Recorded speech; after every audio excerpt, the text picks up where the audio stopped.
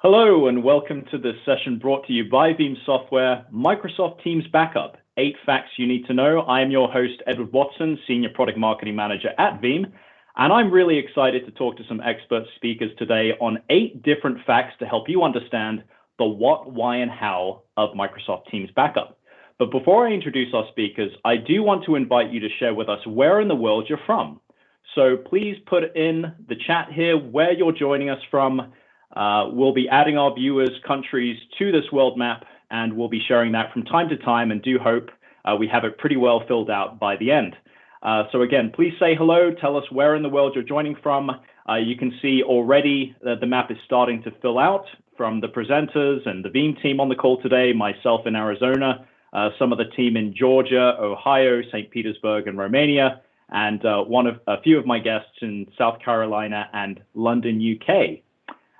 We're also going to be taking a poll during the session. So the question for the poll is, do you back up Office 365? And you can either answer yes, no, or I use native Office 365 capabilities. So we'll be looking back at the poll results throughout the presentation. So please participate in that by selecting one of the icons you see listed. With that, it is my great pleasure to introduce our panelist speakers today. Archana Venkatraman is the Associate Research Director of Cloud Data Management at IDC Europe. Archana's primary research coverage focuses on cloud data management, but she covers multiple topics related to data protection, the cloud, and data trends. Archana is also the co-lead of the cloud practice and an active contributor to IDC Europe's DevOps and AI research practices. Thank you very much for joining us, Archana. We also have, thanks a lot, Archana. We also have Brien Posey, who is a 19-time Microsoft MVP and commercial astronaut candidate. Brien is a well-known writer and speaker in the IT industry. Prior to going freelance, he held many positions such as CIO for a national chain of hospitals and healthcare facilities, and as a lead network engineer for the United States Department of Defense at Fort Knox. He has worked as a network admin for some of the largest insurance companies in the US. Welcome, Brien. I do want to ask you, what sort of space mission are you preparing for? Hey, thanks for having me. The mission is going to be to study polar mesospheric clouds from space. Great, that's fascinating. Quite the second occupation you have there. We also have Karinne Bessette. Karinne is a technologist at Veeam Software within the product strategy team. She has a strong technical background in network and security with certifications across many platforms. She spent the last few years laser focused on the Office 365 backup space. Thanks for joining us as well, Karinne. Thank you for having me. Okay, so with that, perhaps we'll look back at the map later on in the session, but again, please tell us where you're from. We're very interested in filling out that map. So let's go ahead and dive right into the panel questions here. And really, let's kick it off with our first fact around Teams, which is that really Microsoft Teams is being adopted at a very tremendous rate. What can you tell us about that adoption that we're seeing for Teams, Archana? Yeah, a big shout out from my side as well to all the listeners. Thank you for joining us. Yes, Edward, I mean, Teams is part of broader Microsoft 365, and on a broader scale, that suite overall, Office 365 suite adoption is accelerating at a really rapid pace. I mean, if you look at the latest quarterly results from Microsoft, the revenues for Office 365 grew 21% in the last quarter. But if you look at what customers are using Microsoft 365, it's really Teams that is the hero application. It's integral to their work. And Microsoft Teams has crossed 115 million daily active users. And if I remember correctly, I spoke to you this time last year, and at that time, there were about 44 million users for Teams. That was March 2020. So we were in millions already, and look at the scale of growth. It's more than doubled in 1 year. And at that scale, it's really a huge amount of accelerated growth. And I was just talking to a French CTO last week, and he told me how, before the crisis, just 30% of their employees were using Teams environment. But today, more than 90% of them use it. And some organizations have more than 100,000 people relying on that Teams environment. And Teams is all over the place, even in heavily regulated industries such as the healthcare. So the NHS team in the UK, there are about 1.3 million employees that are collaborating on Teams environment. And it's not just the broader Office 365, but Teams is central to what they do in delivering better patient outcomes and just managing this vaccine rollout and all that. So it's absolutely critical for their day-to-day productivity. So whether it's continuing business as usual or increasing collaboration or enabling that digital workspace, Teams is central. But what we are also beginning to see is that Teams is used for driving innovation, business process modernization, knowledge sharing. I was just talking to a company that said they're using Teams for, simple use cases like expenses approval, document peer review, ideas brainstorming. All of those core things are happening in the Teams environment. So we're beginning to see that Teams is really at the core of this future of digital work. And we're hearing from Office 365 customers how they're even co-authoring content. So they're creating and sharing data as well as tracking data directly within Teams. And if you look at what Microsoft itself is doing, they're putting Teams at the center of their innovation as well. So they're bringing the Power Platform closer to the Teams environment. So now there is low-code, no-code data, there's configuration data, all that in that Teams environment as well. And Microsoft is even adding additional components like Microsoft Viva within the Teams environment, where you can look at a lot more data sources. You can bring in data from other external applications like ServiceNow and Salesforce and deliver knowledge. So it's becoming that hub for knowledge sharing and collaboration and data creation. So it's really at the center of what big companies are doing, and the adoption is accelerating. It's changing how people are working. Yeah, great. And excellent points, Archana. Fact number 3 is, in addition to that growth, there are actually more and more different reasons people are considering to back up Teams. Archana, from your research, what are some of the most challenging areas that you've identified for reasons they want to back up Office 365 and Teams? Yeah, interesting. We just spoke about the accelerated adoption of Office 365, right? What are applications without data? The value of applications really is in the data. So we're beginning to see that the data footprint within this Teams environment and Office 365 environment is growing rapidly as well. And a couple of years ago, we've been looking at SaaS data protection. It was never so high on the radar for the C-suites. But now, in our latest data protection or multi-cloud data management survey, we specifically asked, what are your key data protection challenges or concerns? And the 3 things that stood out on top were SaaS data protection, so software as a service applications like Microsoft 365. And there was ransomware across the board for all the applications, including SaaS, PaaS, IaaS, wherever your applications are, or whether they're on premises as well, and compliance. So compliance, data protection for software as a service, and ransomware. Those were the 3 of the topmost data protection challenges that companies said that's worrying them or that's keeping them awake at night. And if you looked at it, 18 months ago, SaaS was nowhere on the radar. So these challenges are rising up on the agenda because of the increasing use of software as a service like Office 365.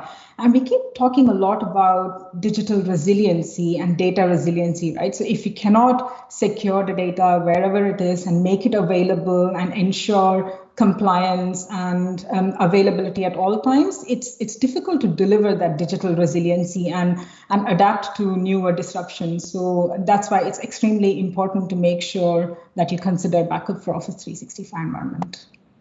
Absolutely.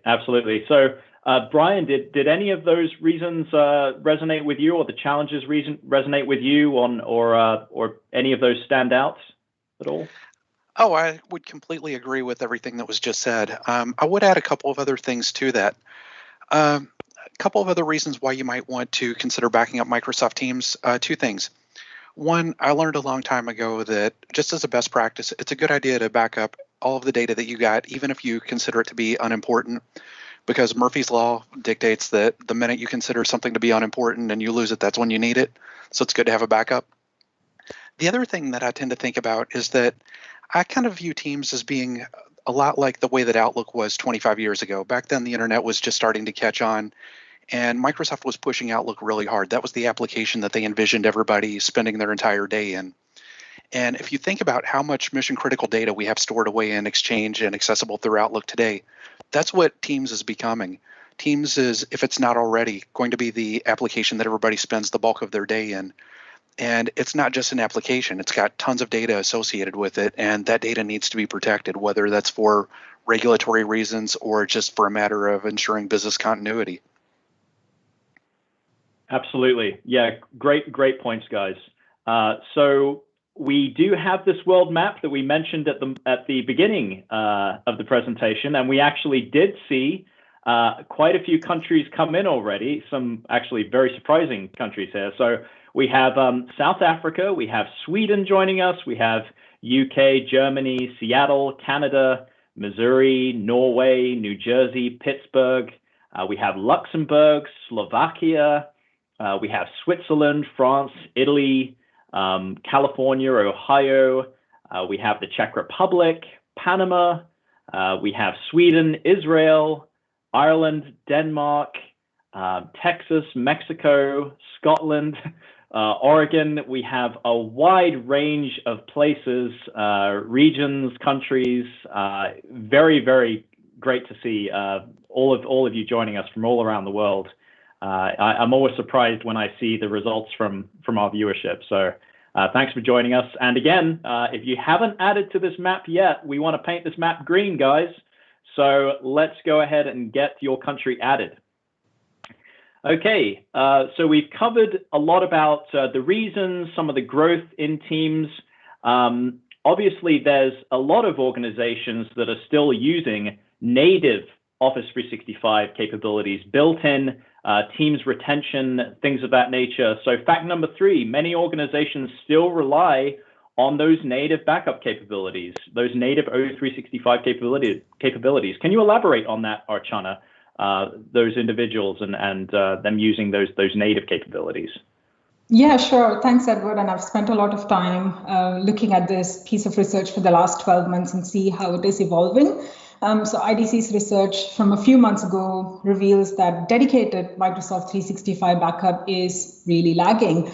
Only 23% of users that we spoke to rely on dedicated third-party backup designed for that Microsoft environment to cover all the applications, whether it's SharePoint, whether it's Teams, whether it's your Exchange. So it's and Teams is so much more important, right? So Office 365 is much more than email. So you need to make sure you back up all the other components of your Office 365 suite as well. An overwhelming majority of users are either relying on native or default backup capabilities. Shockingly, even a small percentage admitted to not even think about it or even be aware of the options that they have.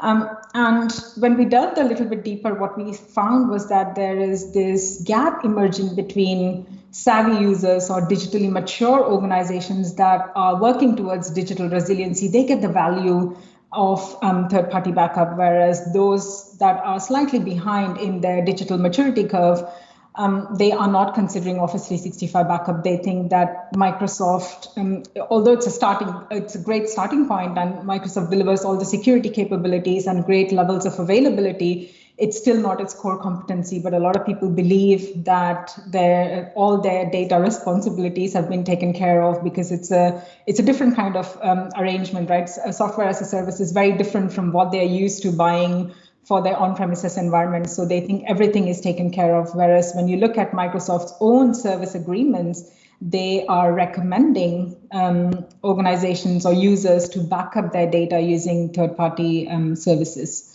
So it's quite interesting that our research shows that only 23% of users are actually investing in third-party backup. And we did the same survey back in 2019. When 4 in 10 organizations were using dedicated Office 365 backup. So the gap of actually people adopting dedicated data protection for this Microsoft 365 environment has actually widened or not kept pace with the growth of Office 365 adoption itself. Yeah, absolutely, Archana. Brien, yeah, it would also be good to see if we have some of the poll results to see what our users are saying. So please let us know if you are using backup or not. Yes, absolutely.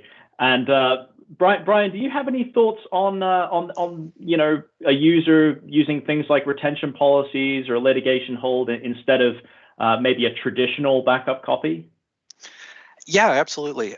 Short answer is it's a bad idea, but both of those features have their place.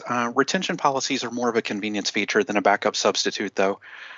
Typically, when you delete an object within Microsoft 365, whether we're talking about something in Teams, a user, or what have you, it's not truly deleted. It is recoverable for a period of time, often 30 days.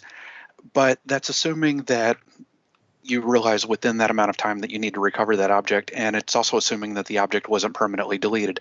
But the big problem with using that type of retention capability is that it offers very limited protection. For example, it will protect you if somebody accidentally deletes something, but it won't protect you if something was maliciously changed or permanently deleted, or if you've had a ransomware attack or something like that. As far as litigation hold goes, what litigation hold does is when you apply it to a mailbox, it retains all of the items within that mailbox in case discovery needs to be performed for litigation purposes.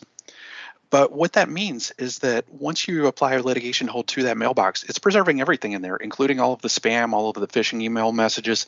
So you've got a huge amount of data that you suddenly have to sort through if you ever have to call on that. The other thing to think about is that if you ever have to do a restoration and you're using litigation hold as a backup substitute, that restoration is going to be super messy because first you have to give somebody the appropriate permissions to get to the data. Then they have to go in, find the data, export all of that to a PST file, and then all of that data has to be merged from the PST file into the user's mailbox, assuming that we're talking about email recovery.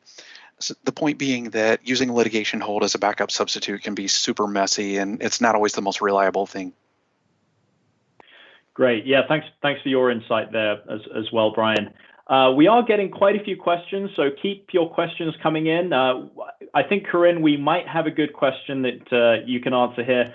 It's from Jelani. What is the solution we are discussing here? Is it on cloud again? Can I have it on-prem? Perhaps just give us a quick teaser for VBO before we do the conclusion at the end.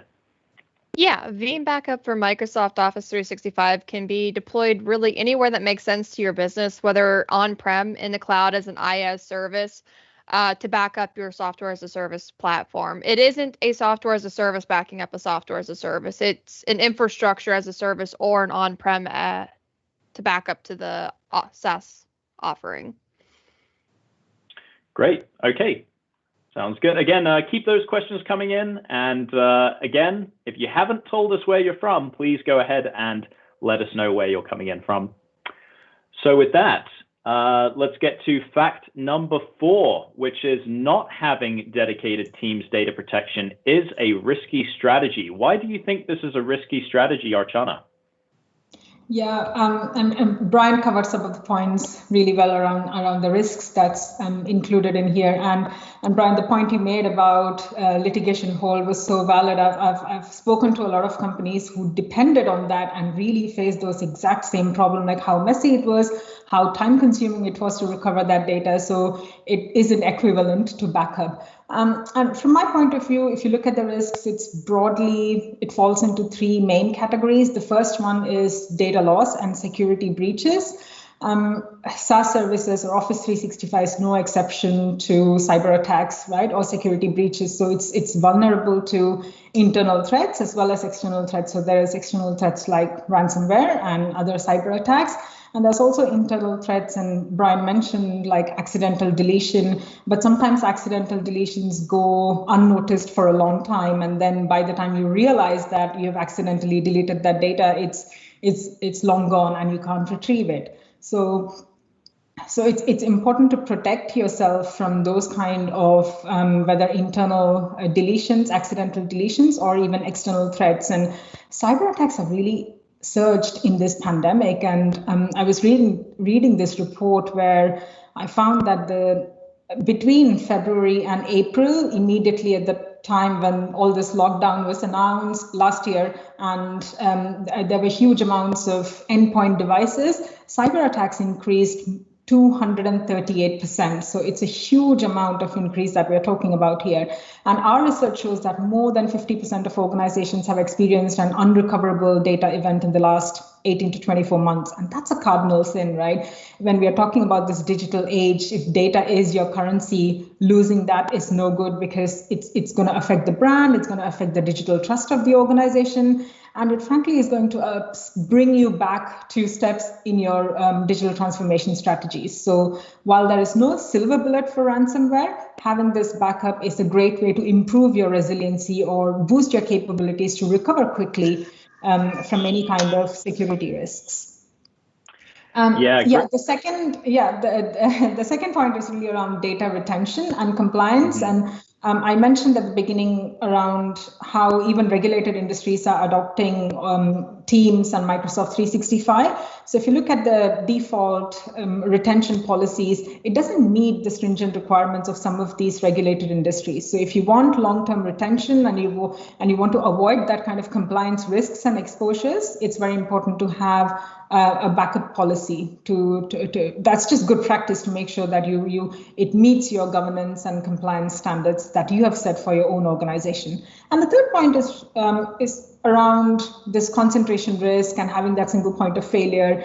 If you're looking for business continuity and better resiliency, it's important to minimize your reliance on a single provider, and backup can enable you or give you that flexibility to retrieve the data and have that flexibility for granular search and recovery as well that you don't get in a default backup service. So those would be the broad 3 risks that companies are taking when they don't consider backup. Great. Yeah. Thanks for sharing those 3 risks. Brien, any thoughts that you have on not having a dedicated Teams? Why not having a dedicated Teams data protection strategy in place is risky for organizations? Yeah.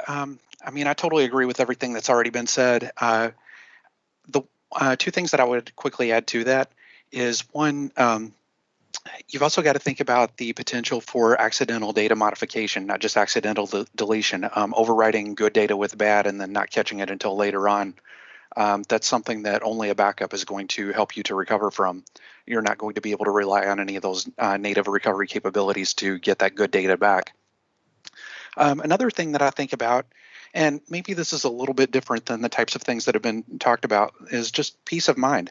As IT pros, we're constantly wondering, or maybe it's just me that wonders this, but what have I missed? What do I need to be doing to further ensure the integrity of my data and ensure ongoing operations of my organization? And having that dedicated backup strategy can help to bring that peace of mind. It's just one more thing that you don't have to worry about. Absolutely. And we don't have to look as far as the news to see that there are some clear risks. And we did actually see that there was an outage that caused Teams files to become missing. And many of them were recoverable from the recycle bin. This is still a developing story. But again, to your point, Brien, Murphy's Law, things that bad things can happen. So, whether it's an accidental deletion or whether it's an outage or really any possible threat. Karinne, how could Veeam mitigate the risks that we've talked about thus far? How could Veeam Backup for Office 365 and those capabilities take care of some of the risks that we've talked about? So with Veeam Backup from Microsoft Office 365, you're taking control back of your data. And when you take control back of that data, it means that you're not reliant on that shared responsibility model that you have with Microsoft, where you are responsible for that long-term retention versus being in control of, saying like an on-prem environment, moving it over to an object storage, creating a separation of data from your primary environment following a true 3-2-1 type of scenario. Excellent. Great point. Archana, we always hear about the shared responsibility model, or many of us do. Fact number 5 is that Office 365 is a shared responsibility, right? So what exactly, Archana, for those that aren't familiar with the Office 365 or Microsoft's shared responsibility model, how would you explain that to those that aren't aware what that is? Interesting, and I'm so glad you brought up that topic, right? Because cloud services are so easy to adopt, and you can offload so much of your responsibilities to the cloud provider that it's sometimes easy to forget what you yourself are responsible for. And the whole model of cloud works only when you understand this shared responsibility model well and live up to your expectations around what your responsibilities are. So whatever services you use, whether it's cloud or on-premises, the ultimate responsibility for data, retention, information policies, identities, all that solely lie with the customer or the user. So the infrastructure responsibility is the only one that is transferred to the cloud or the SaaS provider. So just to delve a little bit deeper into what Microsoft is responsible for, I would say Microsoft is responsible for that cloud infrastructure, the uptime of Microsoft 365 services, the SLAs, the availability, the data center to data center geo redundancy, and having that little bit of basic data replication features such as those, and having that recycle bin feature for short-term data loss recovery. They are also a data processor, so they have those industry certifications for compliance and some regulatory controls and functions in place. And they have robust security, right? They have application level security, they have logical security and controls for users and administration. But when it comes to the users, the business data is absolutely the user's responsibility. So all the data that is within these environments, whether it's Teams or SharePoint or any of those applications within the Office 365 suite, and backup and data retention is also a user's responsibility. So do you have a copy of data stored outside the environment? Do you have point-in-time recovery options? Do you have granular recovery capabilities? All those are the questions that you need to ask yourself and give answers to it yourself, because you are responsible for those.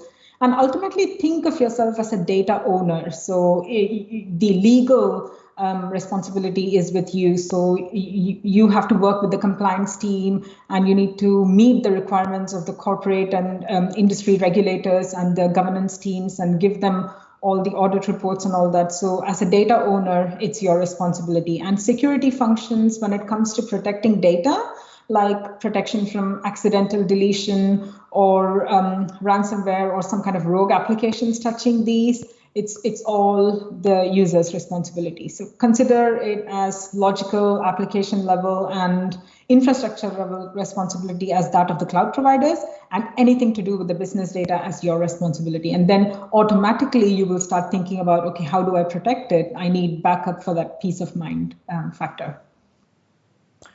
Yeah, I think it's amazing to see the light bulb come on, Archana, when users start to see that, wait, whose responsibility is it? Well, it's actually mine as the admin or CIO. The responsibility of the data falls on the IT organization. So it's always good to see the light bulb come on when they see that, or when they hear that being described by yourself. So with that, we're going to get a little bit techie now. We're going to look at Teams on the back end. So fact number 6 is actually that Teams is not a self-contained application. Can you explain what that means, Brien, not being a self-contained application? Yeah, absolutely. The fact that Teams isn't a self-contained application represents something of a shift in the way that Microsoft has been doing things lately. Just to give you a couple of examples, just prior to this panel discussion, I was working on something that I was writing, and I was using Microsoft Word. Word is what I would consider to be a self-contained application. I write the document, I save it to a docx file, I save it out to my hard drive. That one file is associated with the application. I know where my data is. I click on that file, Word opens, it opens the document. The same thing has historically applied to Microsoft Server applications. I consider Exchange Server, for example, when it's running on premises, all of the Exchange or all of the mail and the calendaring information and the tasks are all stored in the Microsoft Exchange Information Store, which resides on the Exchange Server. The same thing applies to SharePoint. SharePoint doesn't store its own data, but it stores it in a SQL Server database when it's running on premises. So those are all self-contained applications. Now, Teams is kind of a different animal because rather than having one place where it stores its data the way that Exchange or SharePoint or Word or other applications do, Teams kind of scatters its data all over the place. And I think that what originally happened was that Microsoft decided that there was no need to reinvent the wheel and come up with a new way of storing data just for Teams. They could utilize what had already been built, and that would allow them to innovate more quickly. And this isn't just unique to Teams. Some of the other Microsoft 365 applications do the same thing. For example, Planner. It's not one of the more heavily used Office 365 applications, but it does the exact same thing. It stores data in a variety of different repositories. But with regard to Teams, I won't go into all of the different places where Teams stores data, but just to give you a couple of examples, one-on-one chat data gets stored within a hidden mailbox folder in Exchange Online. Files that you've shared with other people are stored in OneDrive for Business. And if you happen to record a meeting, that recording gets stored in Streams. So those are just a few of the places where Teams stores data. The point being that Teams isn't self-contained. It does store its data in a variety of different locations. And so you have to protect all of those locations. Great. Yeah. Thanks for explaining that, Brian. We're going to take a quick break and look at the world map here. We've been getting your countries, and you've been sharing with us where you're from in the world, and we have some new countries that are populated here. So we have Portugal, we have Nigeria, we have Mozambique, Poland, Belgium, we have Brazil, Argentina, Lebanon, Kenya. So again, it just always surprises me where in the world we get our viewers from. It's always great to see that we have great global representation in terms of our viewers. So again, we appreciate you joining in from all over the world. Now, Brian, great take on how Teams is not a self-contained application. And I think that drives into really fact number 7, which is that there has really become, with this evolution and how Teams works, there's become a legacy method of Teams backup. Can you explain why that might be, Brian, that shift in going from legacy to modern Teams backup? Sure. It has to do with the APIs that Microsoft makes available. Early on, Microsoft made APIs available for backing up Exchange, SharePoint, and OneDrive because those were the main components of Microsoft 365 that people were using. And a lot of the other Microsoft 365 applications store data in those 3 applications. So if you back those up, you were essentially backing up everything else. But with Teams, it tends to be a lot more complex than some of the other applications like Planner and things like that. So if you have to do a Teams restoration using a legacy backup application that is only designed to back up Exchange, SharePoint, and OneDrive, you're going to have to do a lot of looking around for your data. For example, you might go to Azure Active Directory to restore the group that corresponds with a particular team. You might go elsewhere to recover a file that goes with that team. More recently, however, Microsoft has released an API that's specifically for Teams. And if a backup application incorporates that API, then that makes the process of backing up Teams and recovering Teams a lot simpler than it would otherwise be using a legacy backup method. Great. Yeah, absolutely. And I think that folds very nicely into fact number 8, and actually our final fact of the 8 facts, and that is that not all Teams backup solutions are created equal, and certainly Veeam is leveraging that new Microsoft API you mentioned, Brian. So Karinne, what are some of the differences that really makes the Veeam the leader when it comes to Office 365 and Teams backup, leveraging that modern Teams data protection?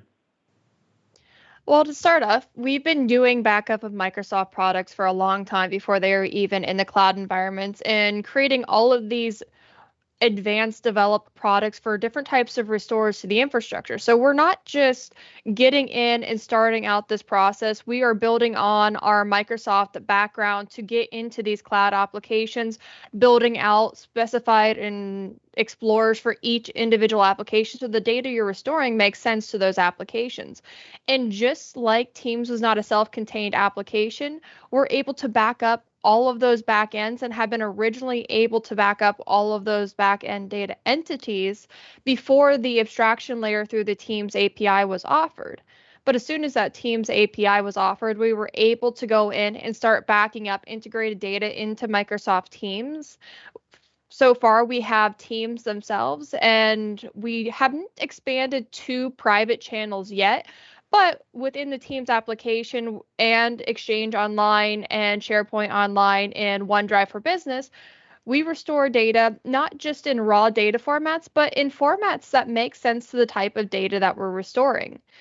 With the way that we back up and restore data, we don't have any type of ingress cost into the cloud. If you deploy in the Office 365 environment as an IaaS service, you're able to back up to an infrastructure as a service application, back it up to an object storage, all within the same backbone, which even mitigates egress and ingress costs from the object storage itself. So there's many different types of deployment options. And what really sets us ahead is we don't lock you into any type of storage. If you've done backup with our software before, you're not locked into not having your backups at the end of that cycle. If at the beginning of your cycle, it makes sense to have it on-prem install, but over time, you're wanting to go to a cloud-first initiative, you're able to migrate that data seamlessly to a cloud environment or back down onto an on-prem environment if a regulation includes into your infrastructure that you need to do that now. The sheer flexibility has made us the #1 deployed out there on the market, and the granularity and restore, there is no comparison in any other product. On the subject of restore, we also have an advanced search option that searches more fields from the metadata that we've backed up from each of these infrastructures than I could probably personally name existing in those infrastructures, just to have that granularity out to the end user. Great. And I think you covered actually most of the questions we'd received within that one paragraph there. But great. I really do appreciate all of the guests joining us today. We do actually have our poll results. So we asked at the beginning of the presentation, do you back up Microsoft Office 365?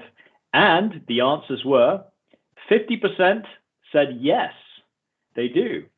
25% said no, and the other 25 said they use the native Office 365 capabilities to back up. So very interesting results. Archana, what do you make of those results? Is it surprising or? Yeah, it's much better than what we found late in 2020, that it was just under 30%, right? So It fills my heart with hope to see that more people are looking at backing up data, because it's absolutely at the center of your business productivity. So take control of your data. But we still have a long way to go. Especially it scares me when a quarter of respondents say that, yeah, they're using native capabilities. It's a great starting point, but a lot of things are changing right now. You are getting the attention of your business stakeholders. So be the architects of that data resilience. So take control of your data wherever it is. Great. And I think that was an excellent takeaway, actually, if we want to do a quick round of takeaways. Did you have anything to add as a takeaway, Archana? No, it's just good hygiene, good practice. So if you're backing up data on premises, think why you're not doing it for your SaaS applications, and you will automatically think about the risks and start thinking about backing it up. Absolutely. Brien, any takeaways from you, sir? No, I too am glad to hear that people are starting to catch on to the idea that Microsoft 365 data needs to be backed up. Absolutely. Karinne, any parting parting thoughts on your side? I mostly concur with everyone else. And if you're not already using Microsoft Office 365 and you plan on starting to use this, this should be a key part of your deployment process when you're moving to the cloud software as a service applications. Absolutely. And please keep the questions coming in because we will be monitoring these post-event, but we do have 3 call to actions for you, some 3 key takeaways we'd like to leave you with. If we could get those on the screen. Okay, first we have the Microsoft Teams Backup Conversational Teams Backup ebook, which was actually written by Mr. Brien Posey here. And it talks a lot more detail than we're able to cover today about Microsoft Teams Backup. So we do hope you will give that a read. We'll give you a few moments to break out your QR code app and snap that. We also have a few other QR codes here on the next slide. We have actually a demo series. If you'd actually like to see this product in action, Veeam Backup from Microsoft Office 365, you'll get to see how it's installed, how to set up the backup, how to leverage the cloud for your backups. And of course, we do that every Wednesday. So go ahead and get scheduled in. Use the QR code there. And we have one final QR code for you to snap. So get ready. We have the download of Veeam Backup for Microsoft Office 365 version 5. So this was our Microsoft Teams backup support. Really puts you in the driver's seat, gives you full control over that Teams data, and gives you really unmatched ability to restore and get granular e-discovery as well for your search capabilities. So go ahead and snap that QR. You can actually take a free 30-day trial, completely unlimited capabilities for 30 days. So we hope you'll give that a shot and see what it's all about. And I think with that, I'm going to just thank my panelists very, very much for joining us today. And I do hope everyone that was watching today thought this was helpful. And again, if you have any questions, please feel free to drop those in and we will continue to answer those as the day goes on. So with that, I wish you a very happy Thursday and we wish you a goodbye. Have a great day.